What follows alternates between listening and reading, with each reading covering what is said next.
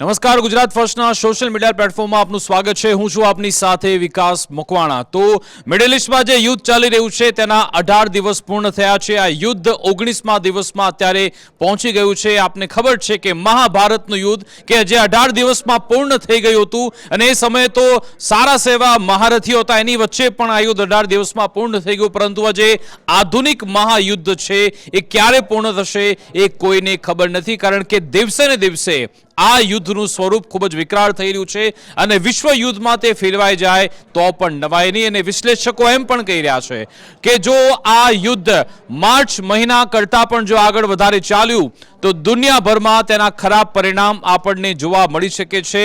ન માત્ર માનવીય દ્રષ્ટિકોણથી પરંતુ આર્થિક દ્રષ્ટિકોણથી પણ જોરદાર નુકસાન આખી દુનિયામાં થઈ શકે છે। અને એની સાથે જોડાયેલું છે મિડલ ઈસ્ટમાં જ્યારે યુદ્ધની શરૂઆત થઈ, શું કાચા તેલના ભાવ ભડકે પડશે એ ચર્ચા થઈ રહી હતી અને આપણે જોયું હતું કે બ્રેન્ટ ક્રૂડ ઓઇલ એના ભાવ $120 પ્રતિ બેરેલે પહોંચ્યા હતા। પણ હવે સારા સમાચાર એ છે કે સતત આ ક્રૂડ ઓઇલના ભાવ ઘટી પણ રહ્યા છે। ભારત માટે સારા સમાચાર છે એ છે કે સ્ટ્રેટ ઓફ હોર્મુઝમાંથી એ તમામ જહાજ પરત આવી રહ્યા છે। એ બે અપડેટ્સ વિશે વાત કરીશું। ડોનાલ્ડ ટ્રમ્પ એમને એક મોટો ઝટકો મળ્યો છે છેલ્લા 24 કલાકમાં। એ ઈરાન તરફથી નહીં પરંતુ અમેરિકાની ધરતી પરથી જ એમને કેવી રીતે મોટો ઝટકો મળ્યો છે એ વિશે આપને બતાવીશ કે કેવો માહોલ અમેરિકામાં અત્યારે બની રહ્યો છે કે ડોનાલ્ડ ટ્રમ્પ આ યુદ્ધમાંથી નીકળી જાય અથવા તો યુદ્ધ રોકે એ માટેના પ્રયત્નો થઈ રહ્યા છે એ વિશે વાત કરીશું। ન માત્ર અમેરિકા પરંતુ ઈરાનને પણ એક મોટો સ્ટ્રેટેજિક ફટકો એ પડ્યો છે કે એમણે અયાતોલા ખમેની બાદ વધુ એક પોતાના મોટા લીડરને ગુમાવી દીધા છે। એક એવા લીડર કે જે ખામેનીને ગયા બાદ, અયાતુલ્લા અલી ખામેનીના ગયા બાદ આખા ઈરાનને સંભાળી રહ્યા હતા। ઇઝરાયેલે એમના પર પણ સ્ટ્રાઇક કરી છે। કોણ છે, કેવી રીતે એમની હત્યા થઈ ગઈ એ વિશે આપણે વાત કરીશું। સાથે સાથે આ હત્યા બાદ ઈરાને કેવો પલટવાર કર્યો છે એ વિશે વાત કરીએ। ડોનાલ્ડ ટ્રમ્પ કે જે નાટોને ધમકી આપી રહ્યા છે, બધાની વચ્ચે સ્ટ્રેટ ઓફ હોર્મુઝને લઈ એક મોટો જ હુમલો કર્યો છે અમેરિકાએ, એ વિશે આપને જણાવીશું કે સ્ટ્રેટ ઓફ હોર્મુઝને કવર કરવા માટે અમેરિકા કેવું ઓપરેશન ચલાવી રહ્યું છે। અમેરિકા જ્યારે આ યુદ્ધમાં અત્યારે જોતરાયેલું છે એ બધાની વચ્ચે ભારતમાંથી, જી હા, ભારતમાંથી 6 યુક્રેનિયન અને 1 અમેરિકન એક એવા નાગરિકોને ઝડપવામાં આવે છે જેમના પર આરોપ છે કે એ આતંકવાદી ગતિવિધિ સાથે સંકળાયેલા છે। આખરે કોણ છે એ વિશે પણ વાત કરીશું। આ તમામ અપડેટ્સ આપણે જોઈશું। સૌપ્રથમ જોઈ લઈએ કે બ્રેન્ટ ક્રૂડ ઓઇલનો ભાવ આખરે ક્યાં પહોંચ્યો છે। આપણે જ્યારથી ટ્રેક કરવાની શરૂઆત કરી હતી, યુદ્ધ શરૂ થયું એ પહેલા બ્રેન્ટ ક્રૂડ ઓઇલનો ભાવ હતો $75 આસપાસ અને પછી 120 સુધી ગયો। ધીમે ધીમે જો કે સારી બાબત એ છે કે એ બ્રેન્ટ ક્રૂડ ઓઇલના ભાવ ઘટવા લાગ્યા છે, એટલે કે થોડા આંશિક રાહતના સમાચાર ચોક્કસથી છે। ધીમે ધીમે ક્રૂડ ઓઇલના ભાવ કાબૂમાં આવી રહ્યા છે। સાથે સાથે ભારત માટે સારી બાબત એ પણ છે કે આપણા તમામ જે જહાજ છે જે સ્ટ્રેટ ઓફ હોર્મુઝમાંથી આવે છે, એ ગેસનો જથ્થો લઈને આવે કે પછી એલપીજી, એ તમામ આસાનીથી પરત ફરી રહ્યા છે।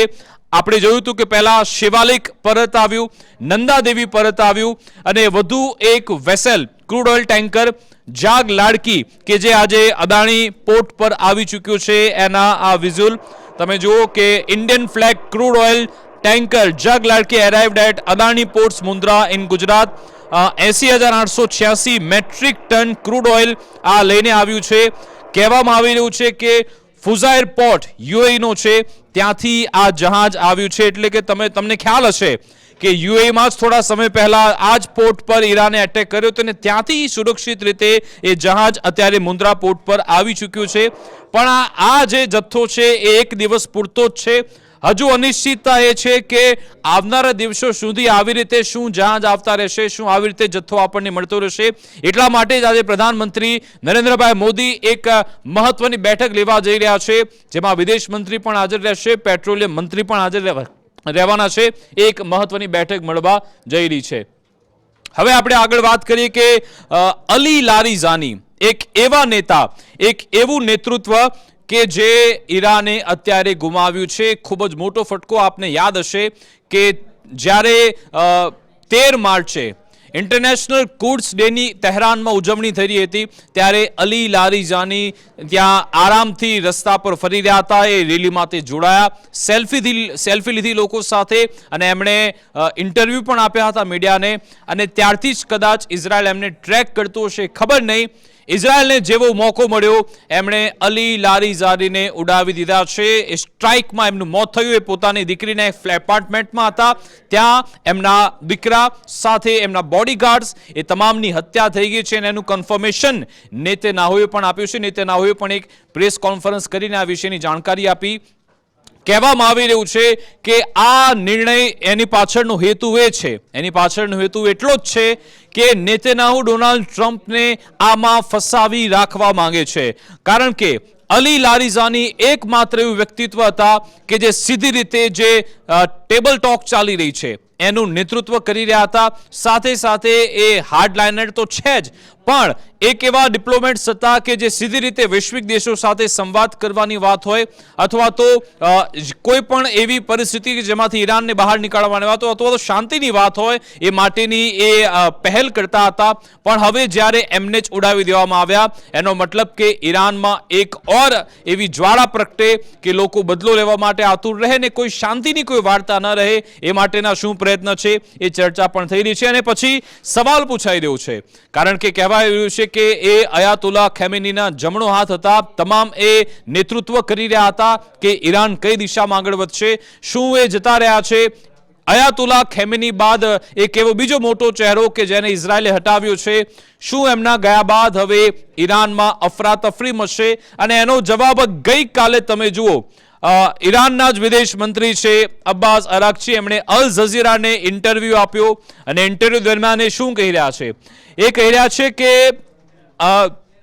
અમને ખબર નથી પડતી કે અમેરિકા અને ઇઝરાયલ કેમ એક મુદ્દો સમજતા નથી. એ મુદ્દો એ છે કે Islamic Republic of Iran has strong political structure with establish political, economic and social institution. એટલે કે ઈરાન પાસે એક સ્ટ્રોંગ પોલિટિકલ સ્ટ્રક્ચર પહેલાથી છે જ. The presence or absence of single individual does not affect this structure. એટલે કે એવું મજબૂત સ્ટ્રક્ચર છે કે તમે એક કે બે વ્યક્તિ કે ગમે એટલા ત્યાંથી નીકાળી દો વ્યક્તિઓને, એ સ્ટ્રક્ચર એ આખી વિંગ ચાલતી રહેશે, એમને કોઈ નથી ફરક પડવાનો.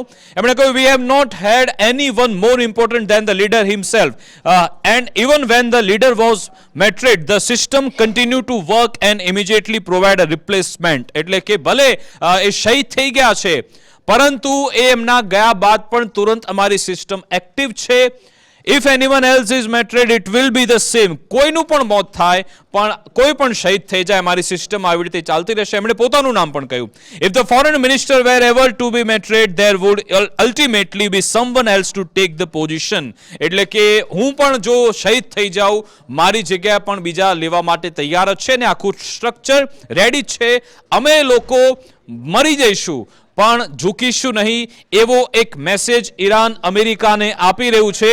અને આ બધાની વચ્ચે નેતન્યાહુ એ પણ સમક્ષ આવ્યા હતા. આ તમે જો નેતન્યાહુ તરફથી પહેલી વાર એ સિક્યોરિટી, છેલ્લી 15 સિક્યોરિટી જે કાઉન્સિલની બેઠક થાય છે એમાં નેતન્યાહુ આમ તો ગાયબ રહેતા હતા.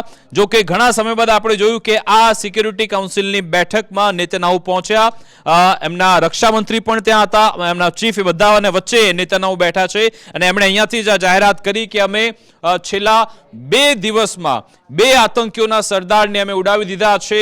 એક બાર્સના કમાન્ડર સુલેમાની અને આમના ઈરાનના જે નેશનલ સિક્યુરિટી કાઉન્સિલના જે ચીફ છે અલી લારીઝાને એમને ઉડાવ્યા. એમની સાથે સાથે નેતન્યાહુ તરફથી આ કહેવામાં આવ્યું કે this is meant to enable the brave people of Iran to celebrate the festival of fire. એટલે કહી રહ્યા છે નેતન્યાહુ કે ઈરાનની જનતા માટે આ ઉત્સવનો સમય છે. So celebrate and happy Nowruz we are watching from above. Netanyahu કટાક્ષ કરી રહ્યા છે કે અમારા પ્લેન તમારા ત્યાં સુધી ઉપર જ છે, અમે ત્યાં જ ઊભા છીએ અને તમને ઉત્સવ મનાવતા અમે જોઈશું. તમે બહાર નીકળો, તમે ઉજવણી કરો આ બંને લીડરની જે હત્યા થઈ છે. અને પછી આપણને ખબર છે કે આ રીતના પ્રહાર બાદ IRGC ઈરાન એ બેકાબુ થયું છે અને એને જે રિપોર્ટ કર્યો છે કે IRGC strike over 100 targets in Tel Aviv operation true promise 4 operation true promise 4 અંતર્ગત IRGC એક સાથે ઇઝરાયલની રાજધાની તેલ અવીવમાં 100 સ્ટ્રાઇક કરી છે અને એના લીધે તમે જો કેવી ખાના ખરાબી સર્જાય છે. દાવો થઈ રહ્યો છે કે ઇઝરાયલ આ રીતના દ્રશ્યો ક્લસ્ટર બોમ્બ સાથે ઈરાન અત્યારે એટેક કરી રહ્યું છે. Iranian Khorramshahr ballistic missile with 80 bomblets targeting Israel tonight. આ તમે જો એક સાથે ક્લસ્ટર બોમ્બ 80 જે એક મિસાઇલ આવે એમાંથી અલગ અલગ 80 બોમ્બ નીકળે એવી રીતના પ્રહાર કરવામાં આવે છે. અને આને આ કારણ કે ઇઝરાયલ છે એ ત્યાંની મીડિયાને રિપોર્ટિંગ કરવા નથી દેતી, ના ઇન્ટરનેશનલ મીડિયાને, એટલા માટે જ તેની તસવીરો સામે નથી આવતી. પણ જે ઈરાનનું જે રાષ્ટ્રીય ત્યાંનું એક સમાચાર તેની જે એજન્સી છે પ્રેસ ટીવી, એની મદદથી આ તમામ વિઝ્યુઅલ બહાર આવે છે અને દાવો કરવામાં આવે છે કે અમે આ રીતના પ્રહાર ત્યાં કર્યા છીએ. સાથે સાથે આ તેલ અવીવનું એ સેન્ટ્રલ ટ્રેન સ્ટેશન જેને ઈરાને ઉડાવી દીધું છે એની પણ એની વિડીયો ફૂટેજ રિલીઝ કરવામાં આવી છે.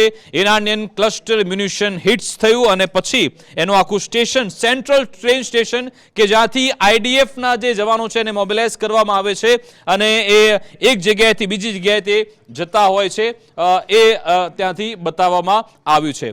હવે આવી જે આ સ્ટ્રેટ ઓફ હોર્મુઝ કે જે એને અત્યારે ઈરાન કબજે કરીને બેઠું છે, 21 માઇલનું આ સ્ટ્રેટ ઓફ હોર્મુઝ, અને આને લઈ ડોનાલ્ડ ટ્રમ્પ કે જે અલગ અલગ નાટો કન્ટ્રીને કહી રહ્યા છે કે તમે મદદ માટે આવો, તમે અમારી હેલ્પ કરો, પણ કોઈએ મદદ ન કરી. સબ બિછડે બારી બારી એવી હાલત થઈ ગઈ કે જે નાટો માટે અમેરિકાએ હજારો કરોડો એના માટે ખર્ચ્યા, પણ અત્યારે એક પણ નાટો કન્ટ્રી એમની સાથે આવવા તૈયાર નથી. યુએસ સેન્ટર કમાન્ડે ગઈકાલે એક રાત્રે પોસ્ટ કરી. આ છે યુએસ સેન્ટર કમાન્ડનું ઓફિશિયલ ટ્વીટ અને કહેવામાં આવે છે US force successfully employed multiple 5,000 pound deep penetrator munition on hardened Iranian missile sites along Iran's coastline near the Strait of Hormuz. The Iranian anti-ship cruise missile in these sites pose risk to international shipping in the strait. એટલે કે અહીંયા 5,000 પાઉન્ડના એટલે કે 2200 kilo જે વજન ધરાવતા જે bunker buster bomb છે એ અહીંયા યુએસએ ત્યાં ફેંક્યા છે અને દાવો થઈ રહ્યો છે કે ઇરાનિયન મિસાઇલ સાઇટ છે એને ટાર્ગેટ કરવામાં આવી છે, આ રીતના એટેક કરવામાં આવ્યા.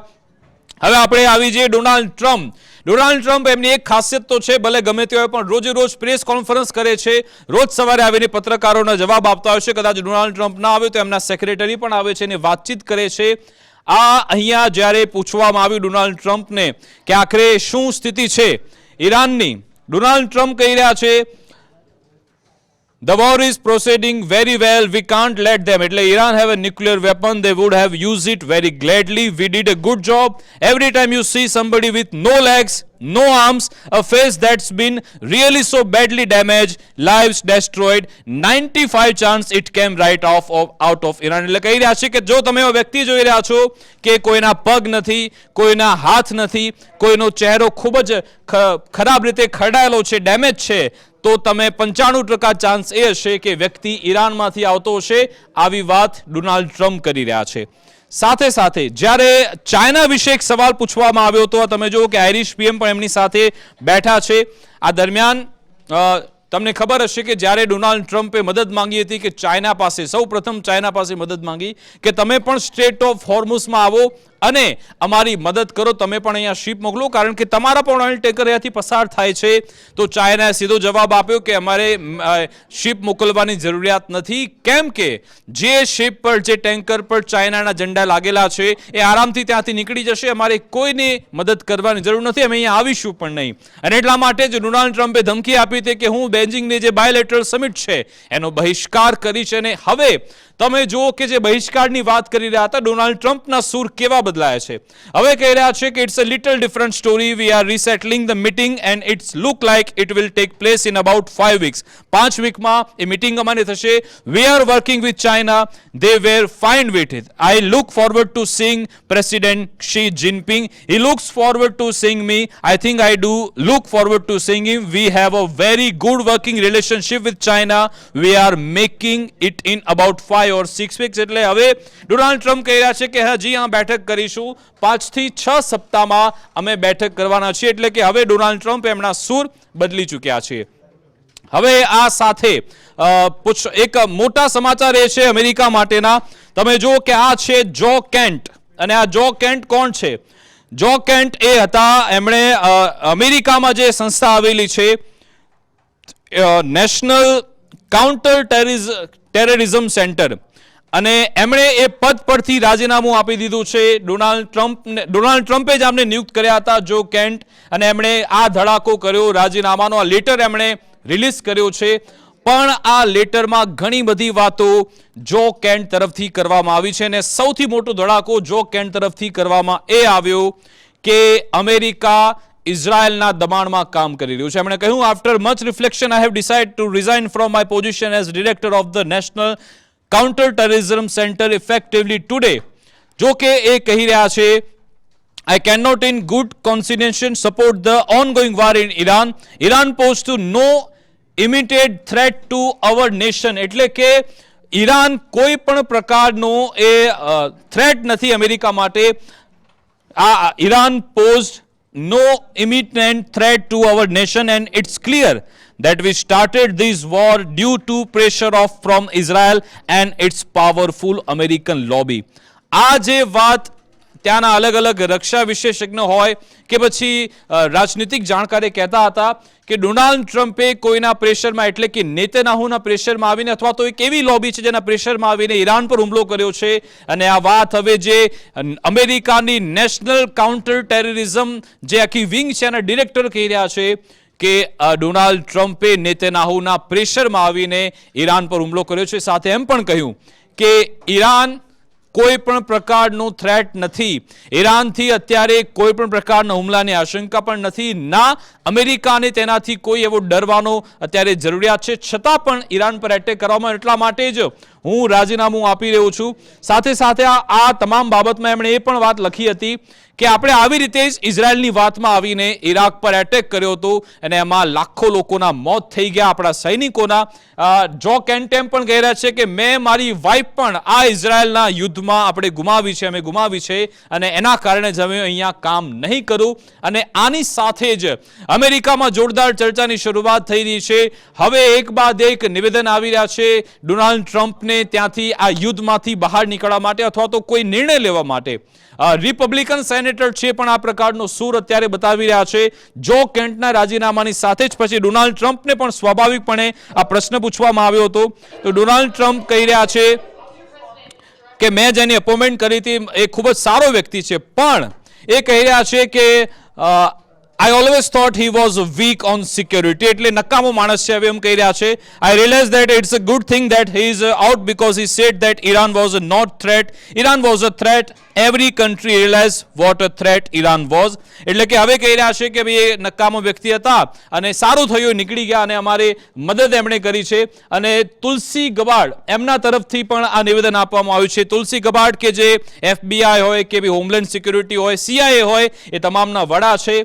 અને સ્વાભાવિકપણે કે જે આ જો કેન્ટ આમની ઓફિસમાં કામ કરી રહ્યા હતા, જો કેન્ટ પણ એ કોર્ડિનેશનનું કામ કરી રહ્યા હતા, અને પછી એમના તરફથી એ ટ્વીટ આપવામાં આવ્યું, જે રીતે જ તમામ એમ્પ્લોય કરતા હોય છે કે બોસ ઇઝ ઓલવેઝ રાઇટ, એવી રીતે તુલસી ગબાર્ડ કહી રહ્યા છે કે Donald Trump elected by the American people to our president and commander in chief. As our commander in chief he is responsible for determining what is and it's not an immediate threat, and whether or not to take action deems necessary to protect the safety. એટલે કે તમામ સેફટીના નિર્ણય લેવાનો હક Donald ટ્રમ્પને છે. આપણા રાષ્ટ્રપતિ છે, એમને ખબર હોય છે શું કરવું અને શું નહીં, એટલા માટે જ આ એક અત્યારે ચર્ચાઓ થઈ રહી છે.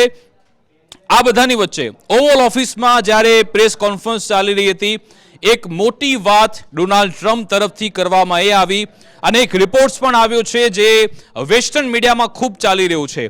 એ રિપોર્ટ એ છે, એ કહેવામાં આવી રહ્યું છે કે મિડલ ઇસ્ટના જેટલા પણ દેશો છે, UAE હોય, સાઉદી અરેબિયા, બહેરીન, કતાર, જોર્ડન, એ તમામ ઈચ્છી રહ્યા છે કે અમેરિકા આ યુદ્ધમાંથી બહાર ન નીકળે, ઈરાનને સંપૂર્ણપણે ન્યુટ્રલાઇઝ કરી દેવામાં આવે, એ રીતની વાત એક છે.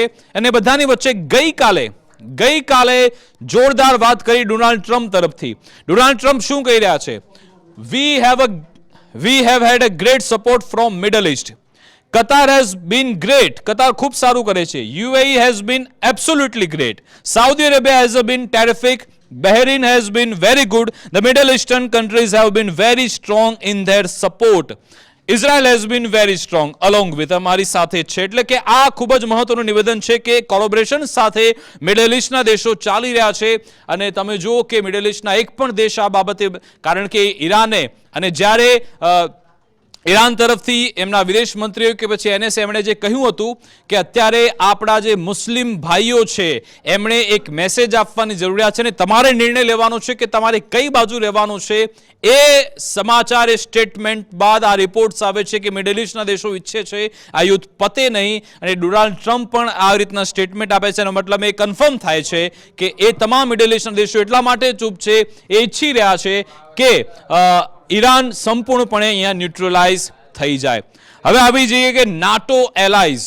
હવે છેક જઈને નાટો એલાઇઝ આ એક એવું સંગઠન છે કે જેનો નિયમ છે કે એ એલાઇઝમાં જેટલા પણ દેશ છે એમાંથી એક પર પણ જો હુમલો થઈ જાય એનો મતલબ કે આખા નાટો કન્ટ્રી પર હુમલો થયો છે, અને પછી એ તમામ દેશોએ યુદ્ધમાં આવવું જોઈએ. પણ અહીંયા તમે જુઓ કે સૌથી સર્વા અમેરિકા આ નાટોના, અને એ જ્યારે કહી રહ્યા છે કે તમે બધા અમારી સાથે યુદ્ધમાં આવો, તો સૌ કોઈ અત્યારે પલ્લું જાડી રહ્યા છે, કહી રહ્યા છે કે ના, અમારે આ યુદ્ધમાં નથી આવવું, કારણ કે તમે તેની શરૂઆત કરી હતી, અમારે આની સાથે શું લેવા દેવા.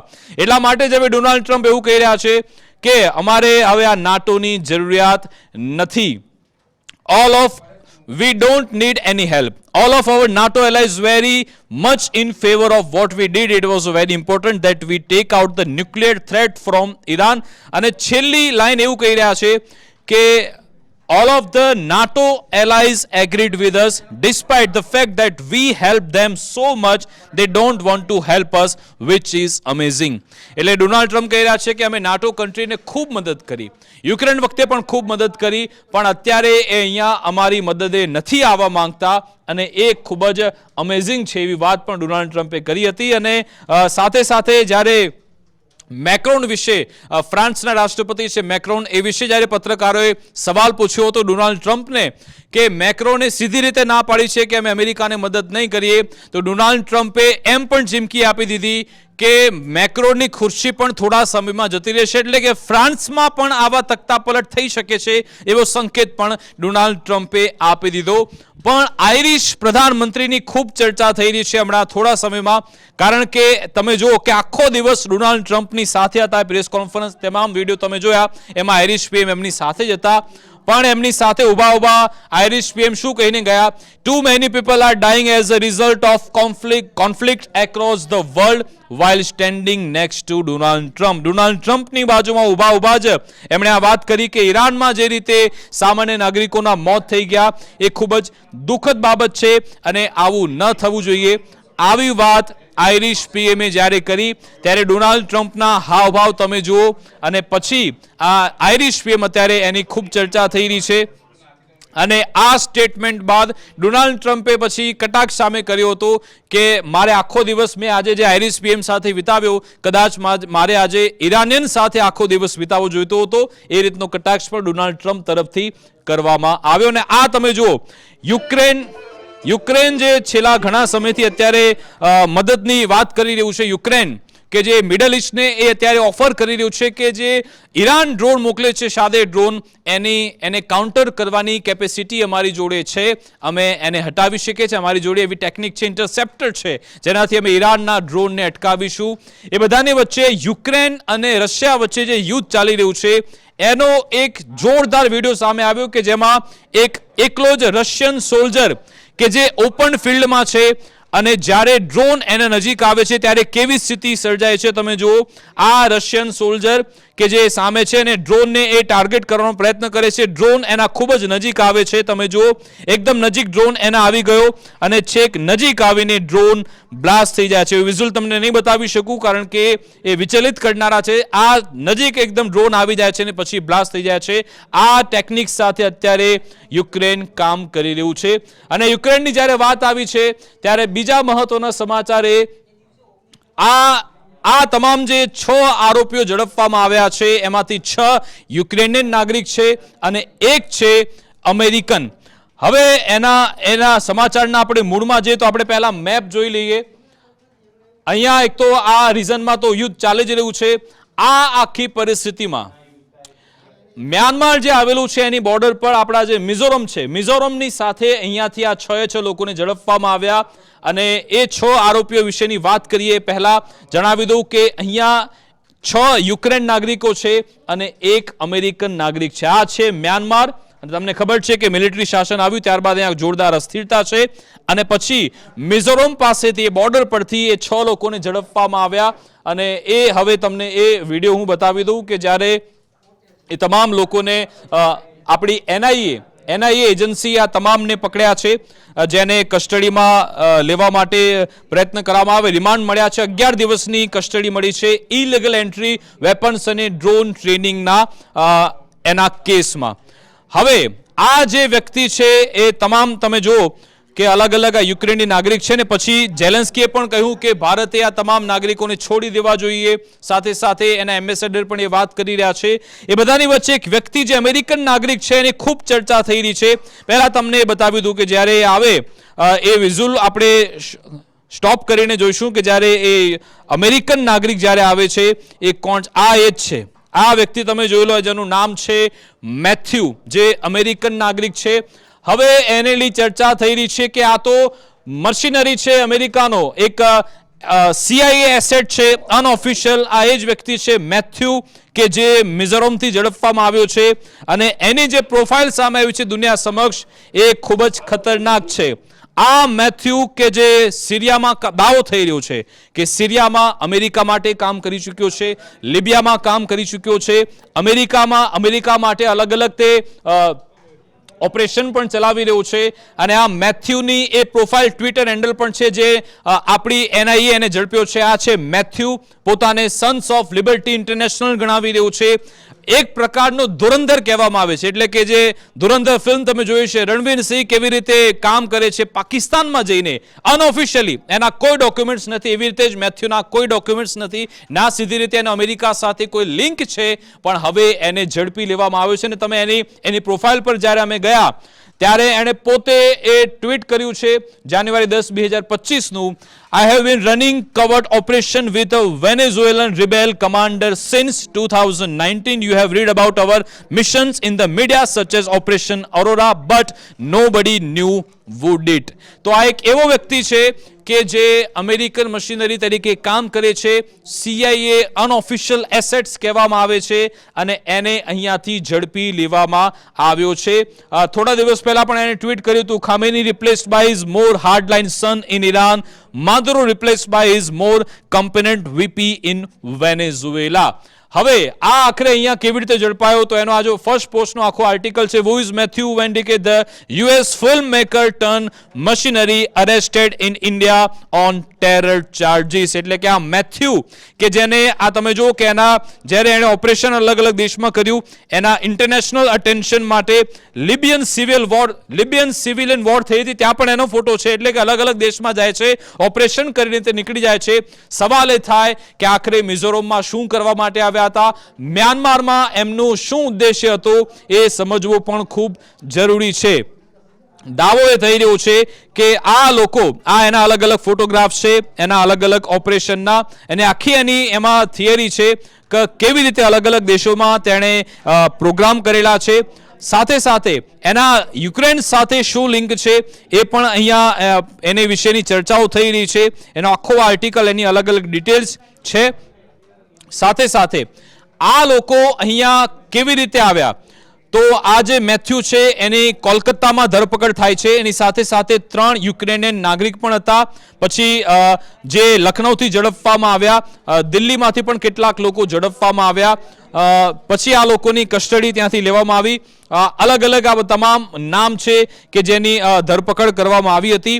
આ તમામ લોકો ગુવાહાટી પહોંચ્યા હતા અને પછી મિઝોરમ પહોંચે છે વિધાઉટ રિક્વાયર્ડ ડોક્યુમેન્ટ્સ, એટલે કે મિઝોરમમાં કોઈ પણ પ્રકારના ડોક્યુમેન્ટ્સ વગર ત્યાં પહોંચ્યા અને જ્યારે ગેરકાયદેસર રીતે મ્યાનમાર ક્રોસ કરવા જાય એ પહેલા જ એનઆઈએ એમને ઝડપી લે છે આ તમામ લોકોને. અને હવે દાવો થઈ રહ્યો છે કે આ લોકો મ્યાનમારમાં એક ટ્રેનિંગ આપવા જઈ રહ્યા હતા. એટલે ભારતનો ઉદ્દેશ એ જ છે. ભારત એમ કહે છે કે તમે અમારી ધરતી પર શું કામ આવો છો? તમારે જો કોઈ આવા લોકોને મોકલવા છે તો સીધી રીતે તમારા યુદ્ધપોત લઈને આવો, કોઈ પણ રીતે ત્યાં લેન્ડ કરાવો. ભારતની ધરતીનો આમાં ઉપયોગ ન થવો જોઈએ, એ જ ઉદ્દેશ્ય સાથે આ તમામ લોકોની ધરપકડ કરવામાં આવી છે. જો કે હવે યુક્રેને અપીલ કરી છે. યુક્રેનનું કહેવું છે કે આ તમામ નિર્દોષ નાગરિકો છે, ભૂલથી એ લોકો ત્યાં જઈ રહ્યા હતા એટલે એમને છોડી દેવા જોઈએ. હવે અહીંયા ભારત સરકારની પણ પરીક્ષા રહેશે કે આમાં શું સરકાર અહીંયાથી એ લોકોને યુએસ મોકલે છે કે પછી યુક્રેન. પણ કુલ મળીને આવી સ્થિતિ અત્યારે વિશ્વભરમાં છે. સૌથી અત્યારે નજર છે ઈરાન અને અમેરિકા પર. હવે જોવાનું રહેશે કે સ્ટ્રેટ ઓફ હોર્મુઝને ફ્રી કરવા માટે અલગ અલગ ઓપરેશનની વાત થઈ રહી છે. ડોનાલ્ડ ટ્રમ્પને તો ખબર પડી ગઈ છે કે નાટો કન્ટ્રી અમારી સાથે નથી. હવે સ્ટ્રેટ ઓફ હોર્મુઝને ફ્રી કરવા માટે શું અહીંયા પગલાં લેવામાં આવે છે? સાથે સાથે ઈરાન જે બેકાબુ બની ગયું છે અલી લારીજાનીના મોત બાદ ઈરાન કેવો બદલો લે છે? ઇઝરાયલ જે ઈચ્છે છે કે ડોનાલ્ડ ટ્રમ્પ આ યુદ્ધમાં ડટ્યા રહે, એમાંથી ન નીકળે, શું એમાં તે સફળ થાય છે કે કેમ? કોઈ out of the box ceasefire આમાં થાય છે કે કેમ? એના પર નજર રહેશે. આમાં કોઈ રોકાવા તૈયાર નથી, ના કોઈ ઝૂકવા તૈયાર છે. જોઈશું કોણ રોકાય છે, કોણ ઝૂકે છે, કોની આખરે આમાં જીત થાય છે. તમામ અપડેટ્સ આવી જ રીતે આપના સુધી અમે પહોંચાડતા રહીશું અને તમામ ટ્રેક કરતા રહીશું કે આખરે વિશ્વભરમાં આ યુદ્ધને લઈ શું થઈ રહ્યું છે, લોકો શું પ્રતિક્રિયા આપી રહ્યા છે. આવી રીતે સરળ ભાષામાં આપના સુધી તમામ કન્ટેન્ટ પહોંચતું રહેશે. અમારી સાથે જોડાયેલ રહો. નમસ્કાર.